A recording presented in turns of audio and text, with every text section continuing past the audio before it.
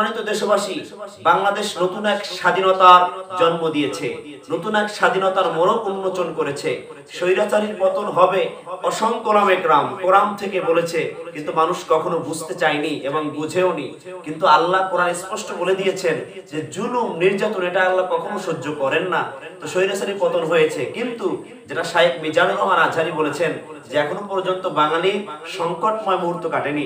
আপনারা যারা এখানে প্রেজেন্ট আছেন আপনাদেরকেও বলছি যে সংকটময় মুহূর্ত এখনো কাটেনি।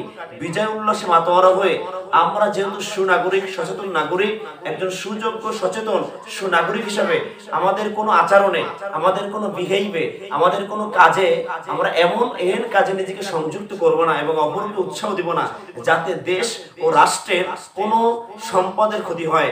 কারণ মুসলমান ও ইমানদার এমন জাতি যাদের কাছে বিধর্মী নিরাপদ, যাদের কাছে প্রত্যেকটি জাতি নিরাপদ। সুতরাং আমরা যখন ক্ষমতায় আসবে ইসলাম, তখন যেরকম হিন্দু বৌদ্ধ নিরাপদ থাকবে, আশাবাদী প্রত্যেকটি মুসলমানের সাথে সবাই নিরাপদ থাকবে। পাশাপাশি দেশের সম্পদ, রাষ্ট্রীয় সম্পদ নষ্ট হবে এটা কখনোই কাম্য নয়।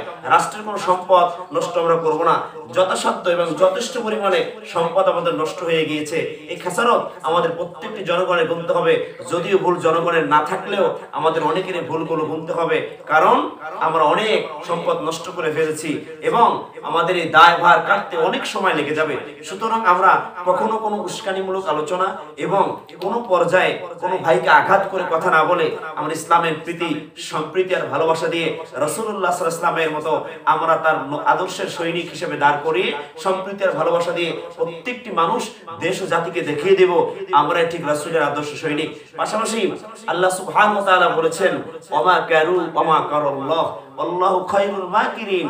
তোমরা চক্রান্ত করো, তোমরা ফাঁদ তৈরি করো, তোমরা যা কিছু তৈরি করো না কেন, আল্লাহর তৈরিকৃত কৌশলের কাছে তোমাদের সব চক্রান্ত, সব ফাঁদ ধুলার সাথে মিলে যায়। আল্লাহু আকবার কাবীরা। সুতরাং প্রিয় বন্ধুগণ, আল্লাহর তৈরিকৃত ফাঁদের সামনে, কৌশলের সামনে দুনিয়ার কারো কৌশল মিটবে না, কখনো প্রতিষ্ঠিত থাকতে পারে না, থাকবেও না। আল্লাহ এই জমিনে দ্বীন ইসলাম প্রতিষ্ঠিত করবেন, শুধু সময়ের ব্যাপার।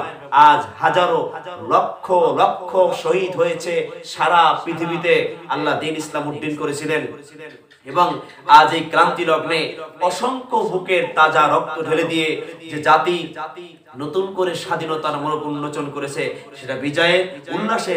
তবে চূড়ান্ত পর্যায়ে বিজয় যেহেতু আপনি পান নাই, সুতরাং আপনি এহেন কোনো কাজে সংযুক্ত হবেন না, করবেন না যাতে দেশ, জাতি এবং রাষ্ট্রীয় কোনো সম্পদের নষ্ট হয়, ক্ষতি হয়, যার খেসারত প্রত্যেকটি জনগণকে দিতে হবে। এরকম কাজ নিজে করব না, অন্যকে করব না। আল্লাহ সুবহানাহু ওয়া তাআলা সূরা মাইদায় বলেন, তাআওয়ানু আলাল বিররি ওয়াত তাকওয়া ওয়া লা তাআওয়ানু আলাল ইসমি ওয়াল উদওয়ান। খবরদার তোমরা একে অপরকে সৎ খোদাভীতি কাজে উপকার করো, সহযোগিতা করো, উৎসাহ প্রদান করো এবং অন্যায় সীমা লঙ্ঘন কাজে কেউ কাউকে সহযোগিতা করবে না। এটা পাপের কাজ, গুনাহের কাজ। সুতরাং অন্যায় থেকে নিজে বিরত থাকবো, অন্যকে বিরত রাখবো। সব সঠিক সুন্দর কাজের জন্য, ইসলামমুখী ইমানি কাজের জন্য ঐক্যবদ্ধ হয়ে আল্লাহর জমিনে আল্লাহর দ্বীন প্রতিষ্ঠিত করার জন্য কাজ করব। এটা একজন ইমানি মুসলমানের দাবি এবং চূড়ান্ত পর্যায়ে সুনাগরিকের চূড়ান্ত কথা। আল্লাহ আমাদের সঠিক